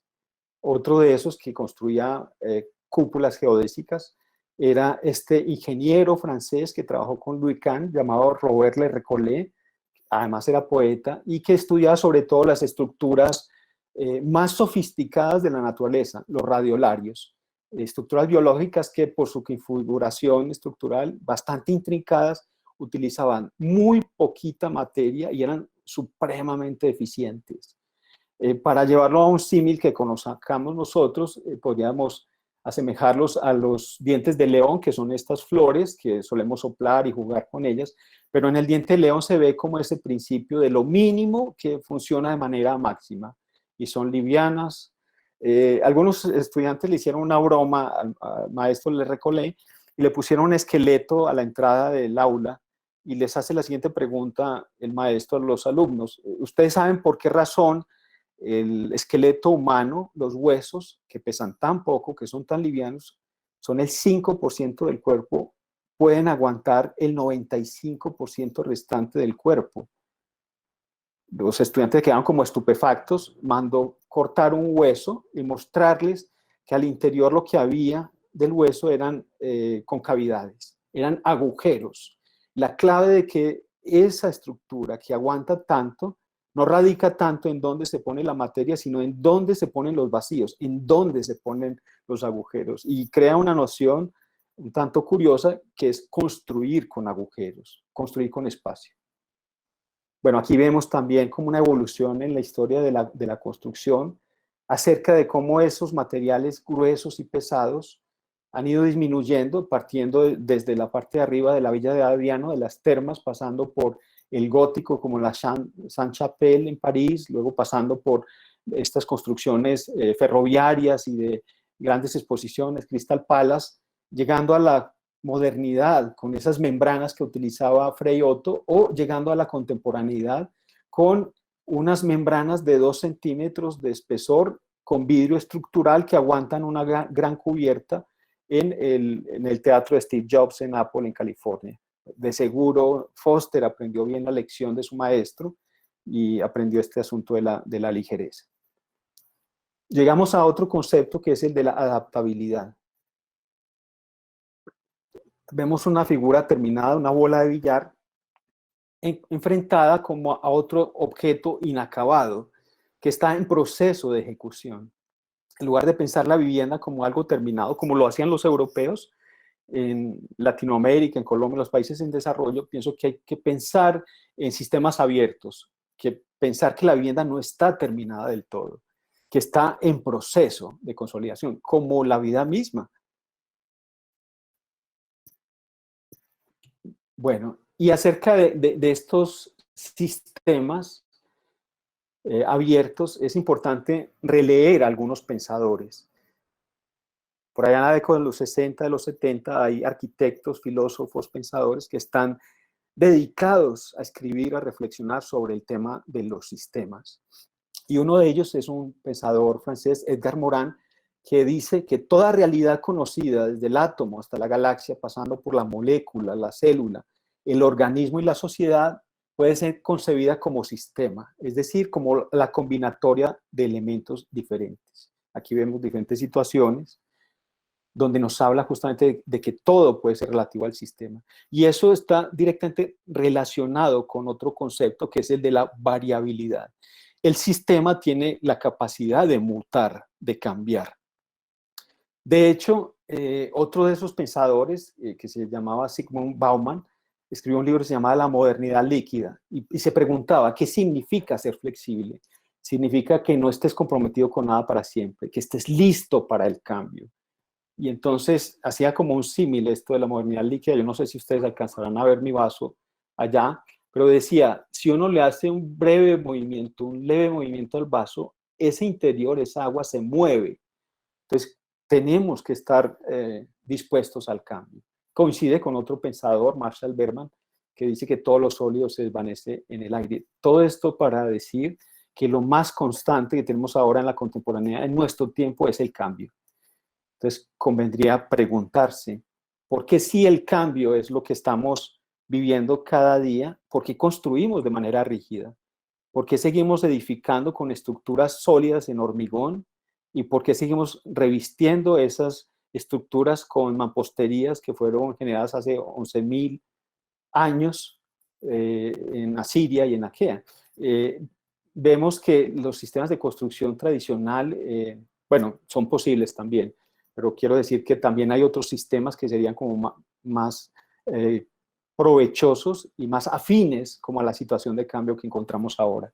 Digamos que esta es una construcción tradicional donde hay demasiado arrume de materiales, desperdicios, ruido, polvo. Es muy lenta la construcción, es muy imprecisa. O sea, construimos de manera demasiado rígida para un tiempo que es muy inestable. De hecho, el medio ambiente está cambiando de manera acelerada. Sabemos que hay un calentamiento global, se habla de migraciones a partir de los cambios climatológicos, se habla de que muchas ciudades de orillas de mar tendrán que mudarse al interior porque irán subiendo. Pero bueno, esto no quiero ser catastrófico, pero de hecho sí el medio ambiente está cambiando. La población del planeta se ha sextuplicado en los últimos 100 años. De 1.200 ha pasado a 7.000 millones de personas. Entonces hay como una especie de incongruencia porque las construcciones que hacemos, que son rígidas, inamovibles, pues no corresponden con ese periodo de cambio y entran el tema de los sistemas. Aquí hay un ejemplo de una construcción de vivienda a partir de los sistemas, Moshe Safdie en Habitat 67, y entra un concepto bastante importante en los años 70 a partir de un artículo que escribe Alison Edmondson sobre los MAD Building. El MAD Building, traducido al español, es como una especie de edificio estera, un edificio que se puede extender, es una urdimbre, se van conectando, se van interrelacionando. Y habla de que estos edificios MAD Building lo que hacen es proporcionar nuevas libertades a los individuos, que tienen un orden cambiante y que permiten unos crecimientos y disminuciones. Y pone, por ejemplo, como un edificio emblemático, la construcción de la Universidad Libre de Berlín, que es un concurso que ganan Candilis, Joseph Canuts, pero trabajaron con Le Corbusier, donde esa estera se puede extender infinitamente hasta construir ciudades. Bueno, el tema de la movilidad también es importante. Vemos como unos referentes de viviendas móviles ancestrales en la parte de arriba y unos seguidores de Fuller, que eran Archigram, proponen estas ciudades que se van haciendo a partir de módulos que se enchufan, que son las plug-in city. Bueno, y llegamos al último de los conceptos que quiero tratar, que es el de la sostenibilidad. Una palabra un tanto chocante porque se ha vuelto, por un lado, una palabra de moda, se utiliza con demasiada facilidad, se ha vuelto como un cliché, por decirlo de alguna manera, de una parte. Pero de la otra parte es una palabra de la cual tenemos que hablar necesariamente porque tiene que ver con una preservación de la especie humana, de la especie animal, vegetal y también del globo terráqueo. Según la definición de Río, la sostenibilidad consiste en satisfacer las necesidades de las generaciones presentes sin comprometer las posibilidades de las del futuro, y en ese sentido tiene que ver con la preservación de la especie. Y enlaza tres aspectos que son el social, el económico y el medioambiental. Aquí un gráfico de las emisiones de CO2, de los gases de efecto invernadero que estamos produciendo en los últimos 40 años. La mayoría de esas emisiones de gases de efecto invernadero que están representadas en CO2 las propicia el mundo de la construcción, el área de la construcción, con el 41%, seguidas de la industria del 31% y el transporte del 28%. Y en esos 40 años se ha duplicado, más que duplicado, las emisiones de toneladas, millones de toneladas de CO2. De 15.000 millones se ha pasado a 35.000. A pesar de las cumbres climáticas, donde se aboga por la reducción de los incrementos de la industrialización o de producir de otras maneras. La respuesta a esto, que me he encontrado yo en algún seminario que he asistido sobre sostenibilidad, son dos extremos. En uno de ellos se dice que lo más sostenible es no hacer nada, no construir nada, no hacer nuevos ladrillos, volver a las cavernas, sería como uno de los extremos. Y el otro extremo es depender de la tecnología, de la domótica. Hay un territorio intermedio que me interesa mucho a mí, que es este que maneja Glenn Murcutt, que son estas casas que están hechas a partir de componentes industrializados supremamente sofisticados, tienen unos ventiladores, chimeneas que extraen el aire, refrigeran, las casas se pueden cerrar durante la noche y abrirse para que haya una integración con el paisaje, tienen unos materiales procesados, pero también tienen esa consideración social, están hechas para unas etnias de aborígenes, en este caso que tienen unas costumbres que se reúnen de determinadas maneras, pero también está considerando como unos aspectos esenciales de la arquitectura, por dónde sale el sol, por dónde viene el aire, cómo se ventila la vivienda, cómo se refrigera, en fin, es la combinatoria de lo social, lo ambiental y lo económico. Bueno, llegamos al segundo de las partes, voy a ir un poquito más rápido, que tiene que ver con el desarrollo de esos conceptos a partir como de una cierta experiencia. Y esto empieza hace unos 15 años más o menos, a raíz de un concurso que se titulaba 400.000 viviendas que promovía el Colegio de Arquitectos de Barcelona y la revista COAC. Junto con un par de compañeros, Edgar Meneses y Leonardo Correa, presentamos una propuesta que básicamente formulaba una pregunta: ¿acaso los habitantes de una vivienda podrían participar o diseñarlas ellos mismos según sus gustos, necesidades y recursos? Partíamos de la idea del botellero de Le Corbusier, pero cambiamos la estructura, ya no en hormigón, sino en metal, y digamos que esas siluetas ya no eran 23 tipologías como las de Unité, sino que podían ser infinitas, porque partíamos un poco también del concepto que manejaba John Hudson, de esos módulos de distintas escalas y distintos usos. Entonces teníamos usos de baños, usos de salas de estar, usos de habitaciones individuales, dobles o matrimoniales, o igualmente de cocinas pequeñas, intermedias y grandes. Y entonces hacíamos como el ejercicio de darle ese juego a un posible usuario, y ese usuario iba haciendo unas combinatorias. Iba poniendo 2 o 3 habitaciones, ponía un dúplex, ponía un triplex, sumaba las partes y le salía una configuración que era un poco aleatoria. Había unas reglas de juego, por supuesto, como que las piezas húmedas estaban juntas y luego las que estaban secas y más grandes y los espacios nobles daban a la calle las siluetas que podían ser impredecibles. Y esas siluetas que se ven aquí sobre la derecha se acomodaban y formaban como cierta compacidad. Y con esa compacidad proponíamos unas cintas muy largas en la propuesta. Bueno, el concurso no lo ganamos, pero a cambio nos quedamos como con la pregunta, y yo le llevo esta inquietud a un ingeniero, a un arquitecto, Robert Brufau, que es un excelente profesor de la Escuela de Arquitectura de Barcelona, dedicado a temas técnicos, y me sugiere hacer como un módulo, empezar por un módulo. Y entonces aquí está el planteamiento de hacer una especie de cajita, al cual podíamos irla aumentando tanto en horizontal como en vertical. También es la idea como del esqueleto, del chasis. Y en ese sentido, pues recordé ese chasis hecho a partir de elementos metálicos que eran perfiles en L, que se pueden juntar y hacer T o hacer cruz, formar una parrilla y que sean de autoconstrucción, las que formulaba Le Corbusier para Rocket Rock en Cap Martin. O también coincidía esa configuración con el pilar cruciforme del pabellón alemán en Barcelona que hizo Mies van der Rohe, que está hecho a partir de 4 perfiles en L, revestidos con una funda metálica.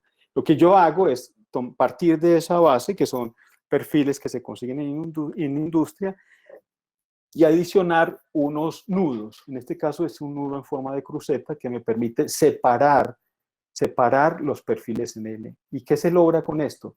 En primera instancia, tener mayor inercia, o sea, las distancias se amplían, el mismo material tiene más resistencia si yo lo separo. Y por otra parte, causo los agujeros. De alguna manera, por aquí entró como el concepto de construir con agujeros, de Recollet. Construir con muy poca materia, de tal manera que se logre grandes eficiencias en cuanto al material. Pero esas barras compuestas, que eran las columnas y las vigas, necesitaban de unos nudos. Y esos nudos, yo los pensé de esta manera, que eran como cubos. y no sabía cómo construirlo hasta que mi esposa, que hace origami, me dijo, se pueden hacer como al principio del origami, que son láminas planas que se dan doblando y en ese doblez se adquiere la rigidez. Perfecto, yo dije, lo solucioné. Y a partir de ahí podía juntar lo que eran las barras horizontales con las verticales y armar esas matrices o esos chasis metálicos que eran como una especie de mecanos un poquito más grandes. Luego de estos ensayos en relación con esos nudos y esas barras compuestas, que derivaron pues como en una especie de armazón, vino una patente de invención en España, en la cual se mostraba cómo a partir de esas piezas se podía hacer una especie de juego casi, es una especie de Lego por el cual se van armando las cajas y se van sumando tanto en sentido horizontal como en sentido vertical. Estos dibujos hacen parte de la patente. Luego vimos como la posibilidad de cambiar esos nudos que eran como cúbicos por otras figuras, que en este caso están inspiradas por los sólidos platónicos, unos prismas mucho más complejos, y a partir de esos sólidos platónicos surgen unos nudos, como digo, complejos, desde los cuales surgen otras geometrías, otros prismas. De Elwood, porque Elwood a partir de dos elementos logra construir todo. Entonces lo que hice fue explotar ese nudo y a partir de dos piezas que son un ángulo y una pieza tubular, como se ve acá, se puede construir todo. Se pueden construir los elementos verticales, horizontales, y luego se puede revestir tanto por dentro como por fuera. Y ya pasamos a la parte de prototipos. Este es el primero de ellos. Ya habíamos hecho como los ensayos en los modelos, vimos que funcionaba. Brufao me dijo que adelante, que estaba muy bien. Y pasamos a esto que ya buscaba como la autoconstrucción, hacer esos componentes de tal manera que cualquiera de las piezas, una columna, pudiera ser levantada por una sola persona. Entonces tenía que tener un límite de peso. En este caso son perfiles en aluminio. Lo montamos con estudiantes, con operarios de la universidad que no eran especializados para nada y hicimos esta cajita que buscaba tener como otro tipo de iluminación, unos materiales industrializados. Pesaba muy poco, ese módulo pesa 1000 kilogramos, lo que pesa un automóvil. Necesitaba muy poca cimentación y además ese módulo está revestido por dentro y por fuera. Es una caja metida dentro de otra caja. Es el concepto del termo. Y entre esas dos pieles hay aire. Y ese aire sirve para aislar térmicamente el exterior del interior. Hicimos mediciones de temperaturas en una nevada en Barcelona y habían 0 grados centígrados por fuera y 13 grados centígrados por dentro sin ningún aparato de calefacción, con lo cual se aislaba térmicamente el interior del exterior. Cuando volví a Colombia, ya en Medellín, con mi socio Carlos Mario Aguirre, ingeniero civil, amigo, pues nos dedicamos como a ahondar en esta investigación. Se mantuvieron las columnas en forma de cruz, pero cambiaron las vigas, ya no eran en forma de cruceta, sino que eran perfiles en forma de C, y los nudos se simplificaron muchísimo. Y pudimos comprobar de que ya podíamos construir horizontalmente. E hicimos unas casetas de obra, que es lo que suelen tener los ingenieros en las obras, que es lo más barato. Muchas veces se hacen con teleras y muy mal hechas, pero queríamos como dignificar también esta labor del ingeniero y hacer unas casetas que fueran más cómodas. Buscamos los materiales más económicos del mercado, los revestimos con chapa metálica por fuera y por dentro con láminas de OSB. Y comprobamos que en efecto se podía extender horizontalmente. Y de hecho en alguna circunstancia, porque esta caseta ha sido montada muchas veces, el lote para montar la caseta era muy estrecho y hubo que cambiar la disposición y se puso en forma de L, ya no longitudinalmente, sino que hizo como una especie de patio. Entonces también nos dio a entender que se podía lograr como diferentes configuraciones. Y el tercero de los prototipos, cada uno de ellos iba como buscando un nuevo reto. Y este era crecer en altura. Este es otro módulo expositivo para una feria en Bogotá, donde hacíamos tramos de columnas dobles y otras más cortas, y después íbamos incrementando y poniendo otras columnas para dar a entender que se podía aumentar en altura. Y una vez se tenía el armazón, se cerraba con elementos prefabricados. El módulo se ha montado 5 veces, la misma estructura, con distintos vestidos, con distintas maneras de arroparlo, dependiendo de las circunstancias. Bueno, este es un ensayo sismorresistente que hicimos en la mesa vibratoria de la Universidad de AFIT. Es una especie de hamaca que está movida por un émbolo. Construimos, digamos, un prototipo que era de 2 plantas y lo cargamos con unas piezas de hormigón, simulando que estaba ocupado. Se hicieron 11 ensayos sísmicos y resultaron todos favorables. Y lo que pudimos comprobar aquí era que la norma sismorresistente en Colombia, en la NSR10, nos pedía unos espesores de unos 7 u 8 milímetros de espesor, lo cual resultaba inviable por términos de costo y de peso. Mientras que aquí utilizamos perfiles de tan solo 3 milímetros. Y con esos arreglos recordamos como esa situación de la que hablaba Fuller, que era la sinergia, la sumatoria de las piezas que potenciaban sus resultados, su eficiencia estructural. Pudimos demostrar cómo con pocos materiales delgados se podía lograr una potenciación de esa estructura y realmente funcionó bastante bien. Bueno, paso al tercero de los temas, que es el de la aplicación ya en la empresa. Digamos que hemos hecho los ensayos y Carlos Mario hicimos algunos diseños y construcciones. Una clienta que vino y me escuchó en una conferencia me dijo, tengo un terreno bastante frágil, es pendiente, muy pequeño, de 7 por 15, y quiero hacer 6 apartaestudios ahí. Pues parecía un poco descabellado porque muy pequeño el solar, pero también eran 6 apartaestudios. Y entonces hicimos una distribución de tal manera que se pudiera aprovechar un poco la topografía, no hacer muros de contención, las cimentaciones son superficiales, y pusimos 3 apartaestudios en la parte de abajo y 3 arriba, se llaman ecoestudios, y pusimos unas zonas comunitarias en la parte inferior que tenían como los trasteros para guardar las bicicletas y una lavandería comunitaria, donde todos podían ir a lavar allá. Este es un poco el isométrico del conjunto que se va como disponiendo, se va montando como si fueran unos peldaños, unos sobre los otros. Aquí vemos la sección y el terreno prácticamente no se tocó, no se movió para nada. Esta sería la otra imagen del otro costado, donde se ve, digamos, el escalonamiento del edificio, la planta de uno de los niveles con 3 apartaestudios, y voy a mostrar este que es un apartamento tipo, que mide 6 metros de profundidad por 5 de ancho. Son 30 metros cuadrados. Para que se hagan una idea, es como 2 plazas de parqueadero juntas.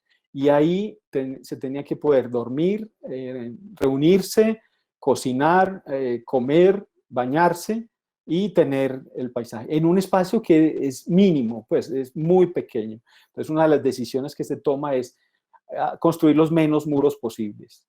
Se tiene el armario que hace como las veces de separación entre lo que es más íntimo y lo que es más expuesto, y de resto se aprovechan las ventanales para intentar que esa sensación de espacial se amplíe y la vista se vaya hacia el paisaje, se extienda hacia el paisaje.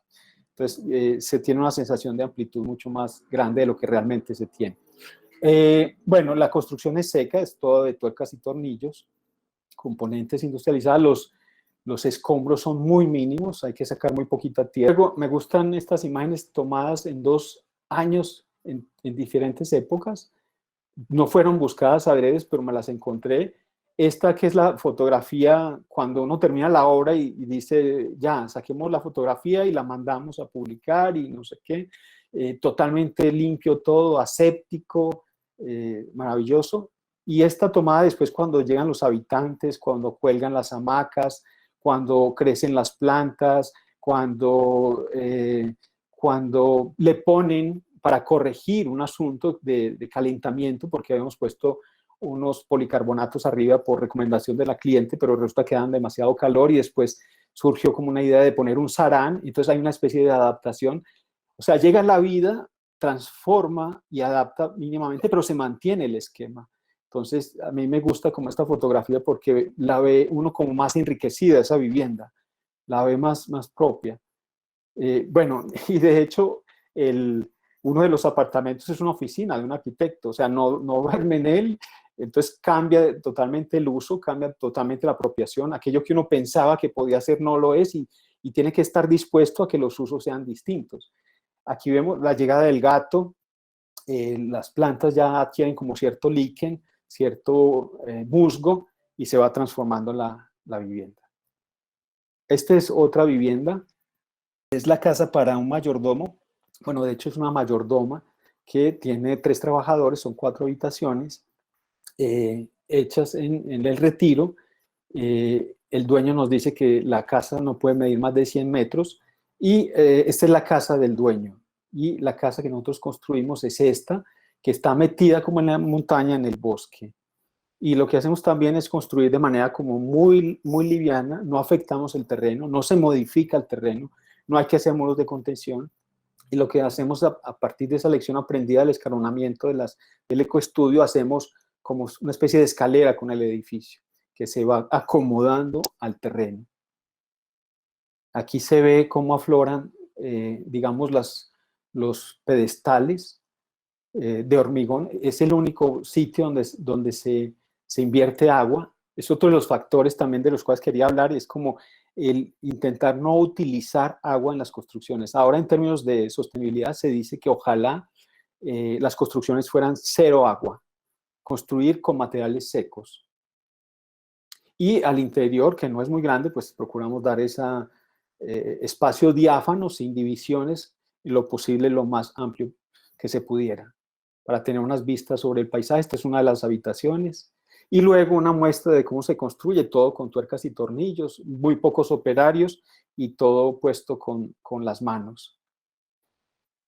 Y llegados a este punto ya nos interesaba como meternos en el campo de la vivienda social.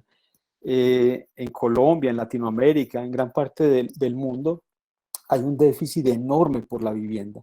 En Colombia, para darles unos datos muy concretos del DANE que salieron ahora en abril de este año, hay un déficit de 1.4 millones de viviendas por hacerse nuevas. Y luego hay un déficit cualitativo de calidad de 2.5. Esto nos da un 37% de la población. O sea, poco más de la tercera parte de la población colombiana tiene un déficit de vivienda. Y nos parecía como importante incursionar en este sector. Digamos que el sistema se apropiaría o se facilitaría para este tipo de uso. Aquí vemos una propuesta para una fábrica donde se empleaba madera. Con la estructura metálica se podían hacer los revestimientos de madera. Incluso se podían adaptar a las topografías. Vemos el esqueleto en la izquierda y el revestimiento posible en la derecha.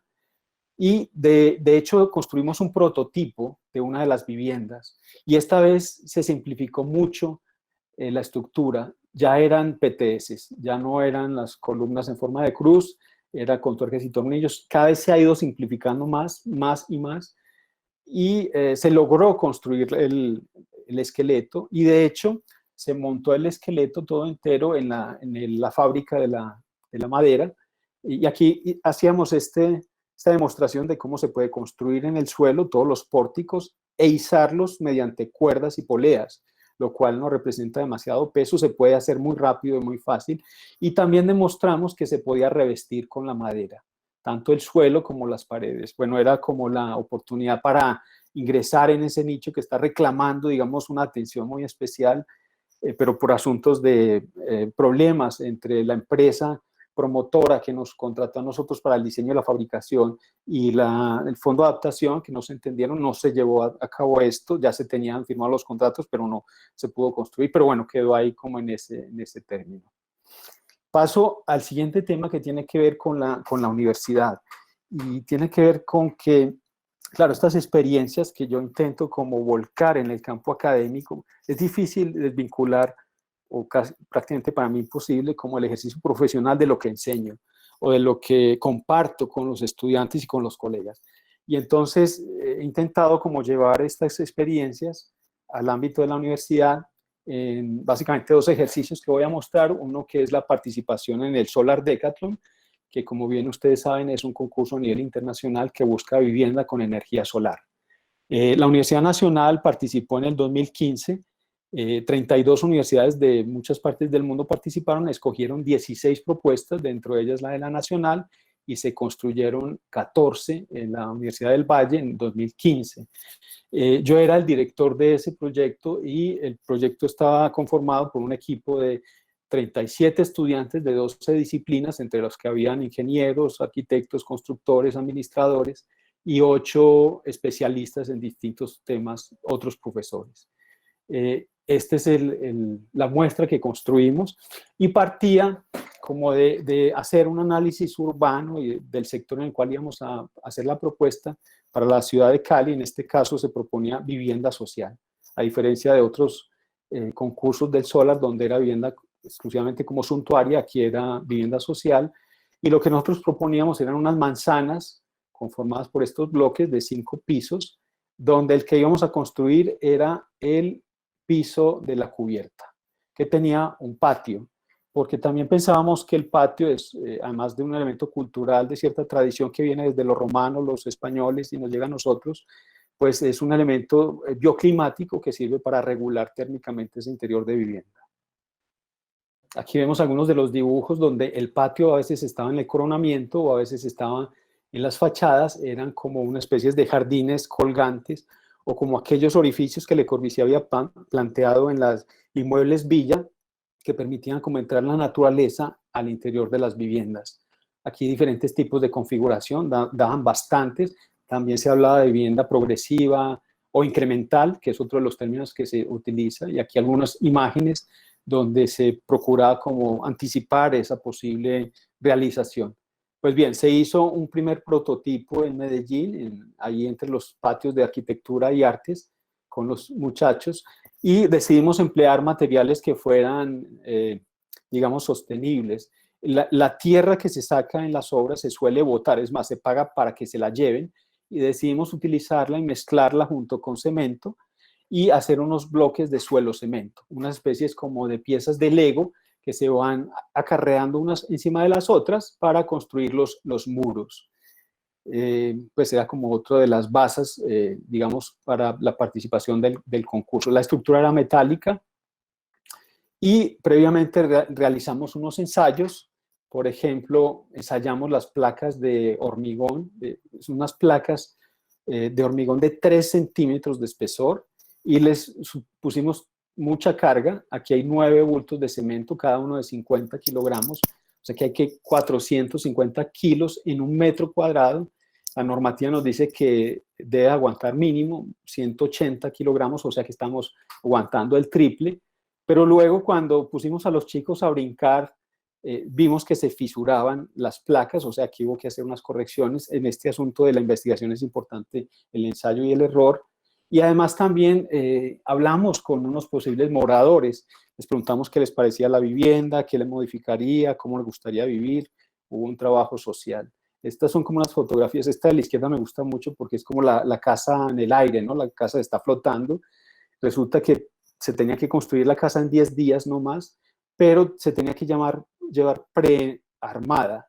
Y entonces para eso teníamos que mandar 2 alas de la vivienda en unas cama bajas hasta Cali y luego las volvimos a traer. Aquí vemos, aparte del equipo de los estudiantes, fue una experiencia demasiado intensa. Aprendimos muchísimo, combinábamos como todo este asunto industrial del metal, la madera, pero también componentes naturales. Luego había que abrir la casa, hacer una muestra, todos 70,000 personas visitaron la muestra, se batieron récords en cuanto a las visitas y uno podría como comprobar por la placidez y por el confort que tienen estas personas visitantes que están a gusto dentro de la vivienda. Había que lavar la ropa, pues había que hacer que la casa funcionara.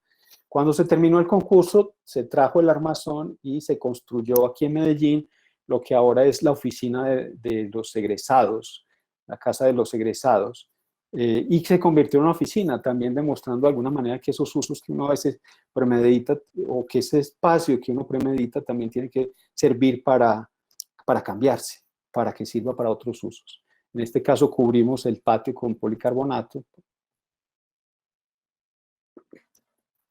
Bueno, y también desde la universidad surge como esta idea de proponer algo que es pertinente para el momento que estamos viviendo, como puede ser volver la mirada hacia el campo.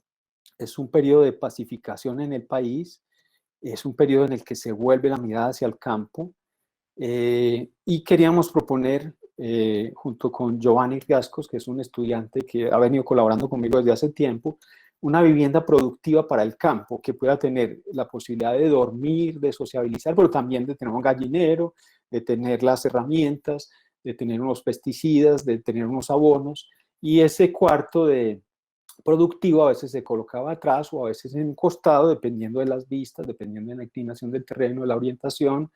Estas serían como algunas de las imágenes que elaboró Giovanni. Pero a veces también esas casas se podían juntar unas con otras para hacer unas especies de aldeas, como de comunidades, pensando también en las comunidades de los reinsertados. En este proceso de pacificación sería bueno como darles la posibilidad de que fueran productivos, de que se reincorporaran a la sociedad, de que tuvieran espacios comunitarios, de que tuvieran como aulas para sus niños, en fin. Esta sería la imagen un poco relacionada con ese tema de esa posible aldea. Bueno, y llegamos al último de los temas, que es intentar como pensar la vivienda en términos de la ciudad. Y sucede en una situación bastante particular, que es un concurso a nivel internacional en el cual participo con Catherine Preciado y con David Cadavid.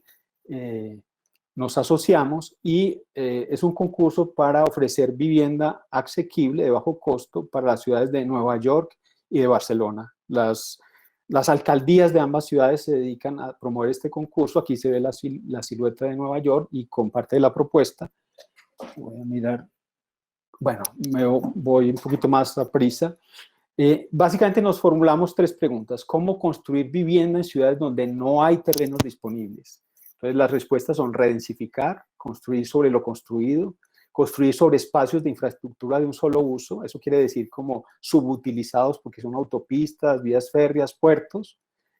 Otra pregunta que nos hacíamos: ¿cómo abaratar los costos de la vivienda? Y nos respondíamos, o proponíamos más bien, producción industrial de componentes, porque se serializa, se bajan los costos de producción, se hace mucho más preciso, que sea vivienda progresiva y además que sea de autoconstrucción.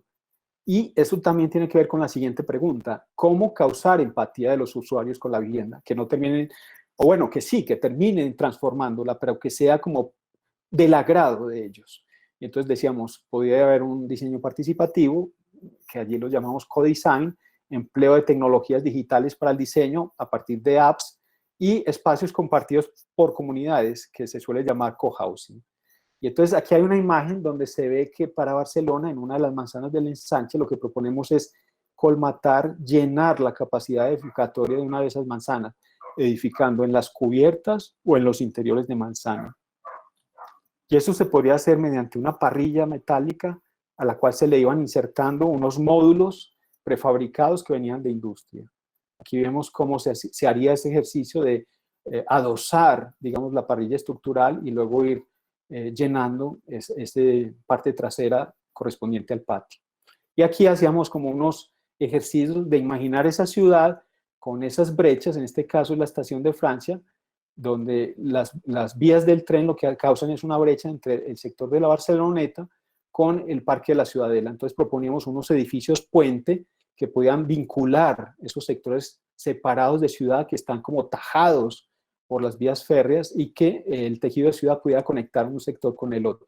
O aquí en el nudo de las Glorias, donde esto es un nudo tremendo de autopistas, donde nadie puede caminar, de repente montar unas edificaciones que pudieran vincular sectores de ciudad.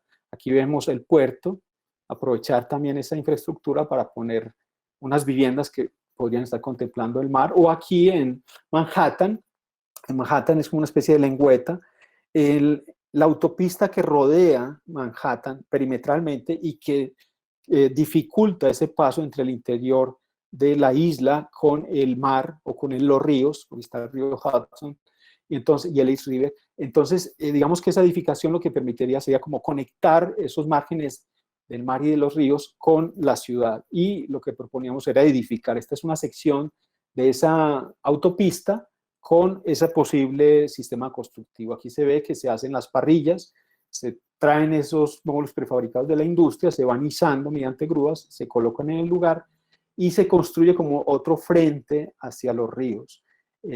Nosotros, haciendo broma, decíamos que construíamos un rascacielos en lugar de un rascacielos, porque ese edificio podía rodear y cambiar como la imagen de Nueva York. Estaba la idea de la vivienda progresiva, en la medida en que la familia vaya creciendo, también puede ir creciendo la vivienda. Hay como esta idea de que la casa es como una especie de organismo. Es un organismo adaptativo, pues que va creciendo con la familia, que se va adaptando a las circunstancias, que es un organismo vivo. Y esta, que era una propuesta para compartir espacios, son 3 viviendas autónomas que comparten un espacio de cocina. De hecho, esto se hace mucho ahora en los países nórdicos, donde las familias comparten las cocinas, los niños se crían como en comunidades, los papás se rotan los cuidados de los niños, o a veces las enseñanzas, y hay como un sentido más comunitario y más de solidaridad incluso entre los mismos miembros de la comunidad. Y esta era otra posibilidad para que a partir de una app se pudiera uno meter en ella y diseñar su propio habitáculo.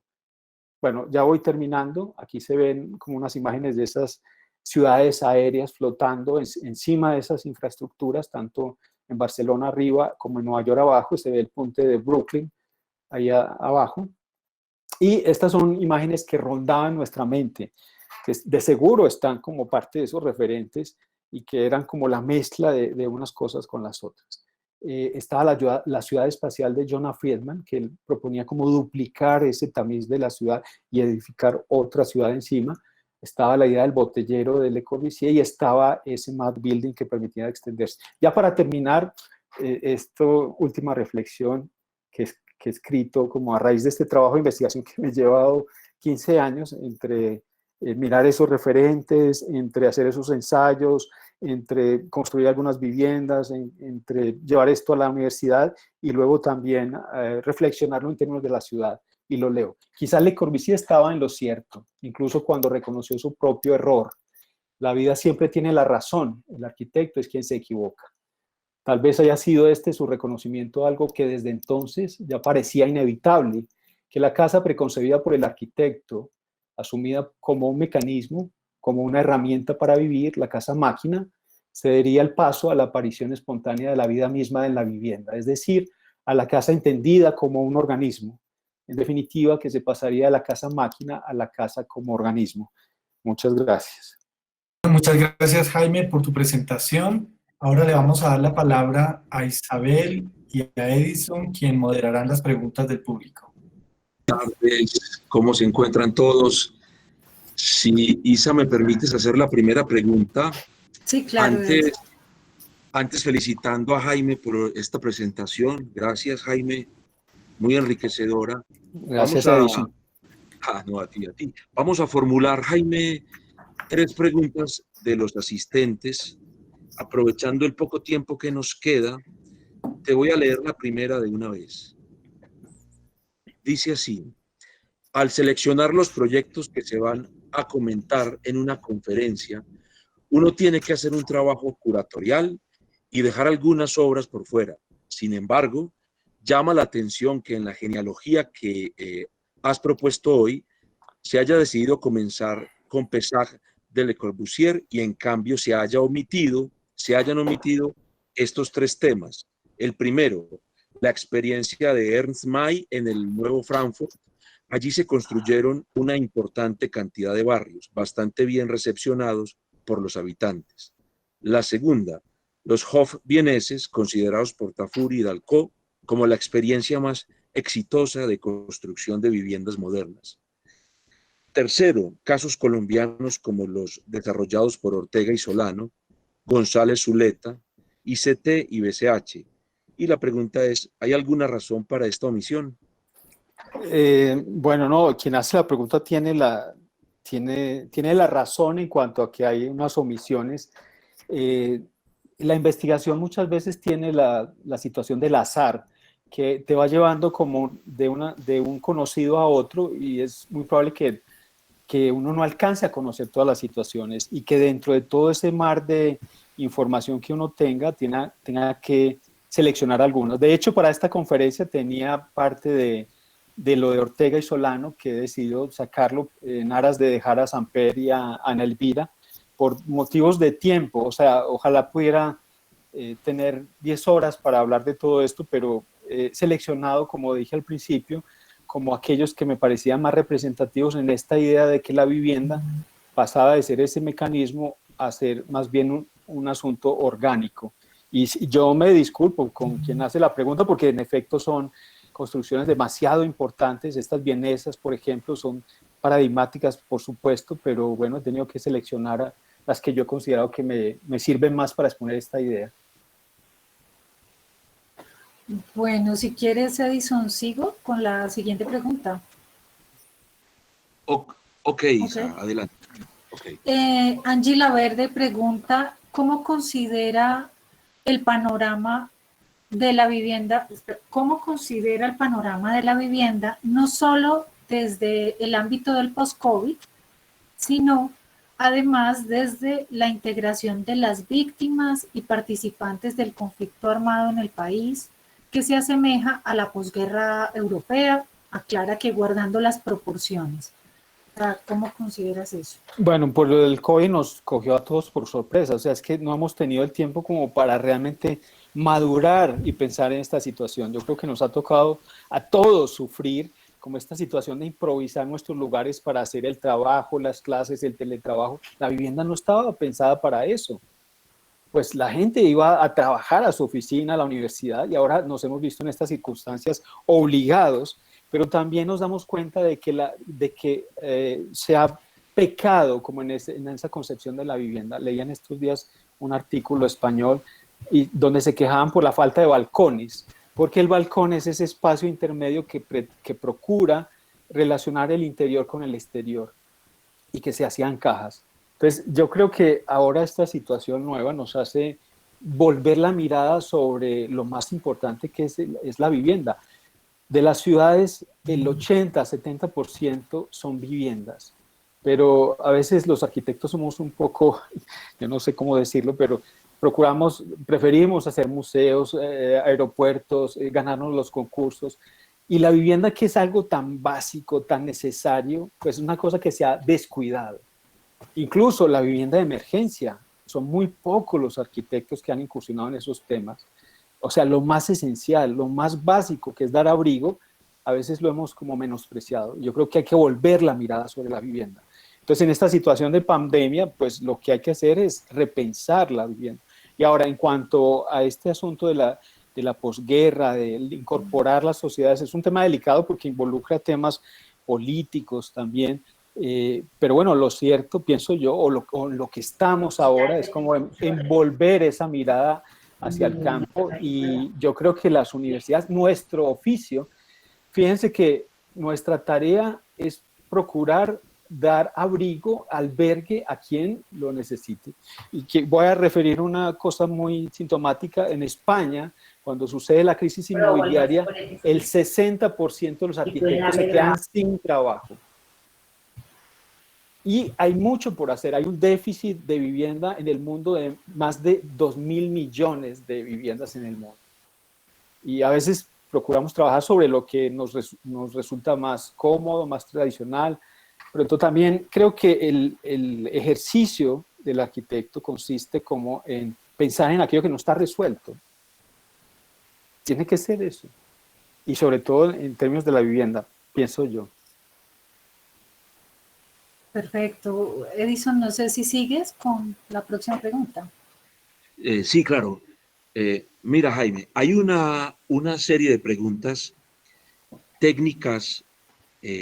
Voy a tratar de resumirlas de la siguiente manera. Te voy a leer.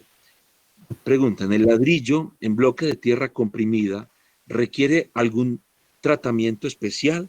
¿Y qué tan compleja es la creación de estos? Y también se suma esta, ¿qué tan eficiente es la resistencia de aquellos ladrillos elaborados con base en escombros? Por último, nos preguntan, ¿cuánto cuesta la construcción de un modelo de estructura sin cerramientos? Eso empaca 3 preguntas que están en el mismo ámbito técnico. Bueno, respondo lo del bloque de tierra comprimido. Es un bloque hecho a partir de la mezcla de tierras más cementos, una proporción más o menos de 14%, y se hace con estas prensas hidráulicas que están inventadas por un ingeniero chileno de apellido Ramírez que trabaja para Simba. Simba es una institución del ámbito latinoamericano que tenía sede en la Universidad Nacional en Bogotá, donde mezclaban antropólogos, psicólogos, arquitectos, y Samper hacía parte de ellos. Y en esos bloques, digamos, no son cocidos, son prensados y adquieren la resistencia a partir de esas mezclas de aglutinantes más arcillas.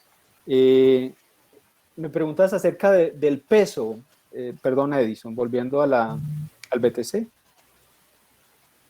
Sí, nos bueno, están preguntando, sí, Jaime, nos están preguntando exactamente eso. ¿Qué tan eficiente es la resistencia sí. de aquellos ladrillos elaborados con base en escombro?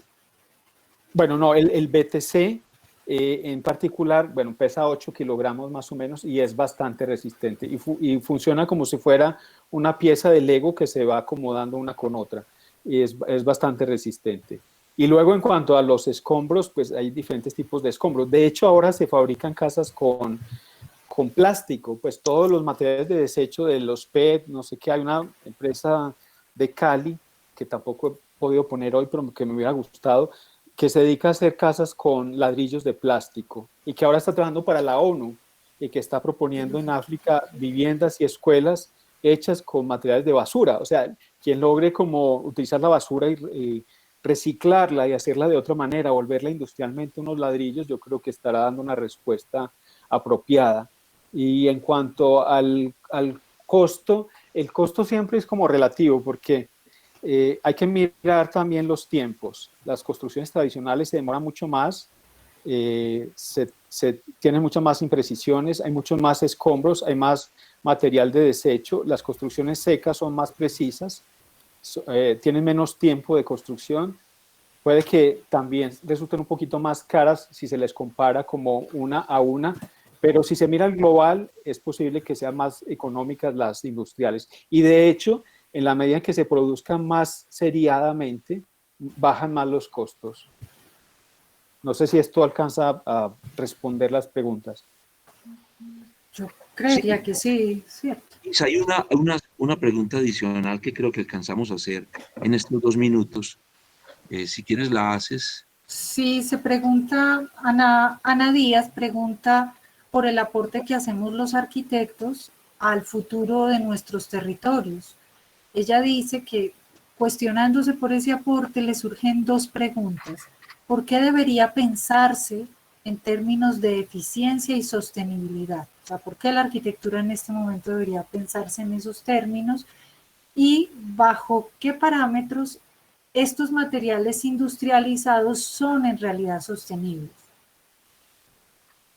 Bueno, yo creo que es importante la pregunta. Pues la sostenibilidad, como lo decía anteriormente, tiene que ver con una especie de preservación de la especie humana, biológica, de la tierra misma, del cuidado de los materiales, de que busque ese equilibrio entre lo económico, lo social y lo ambiental.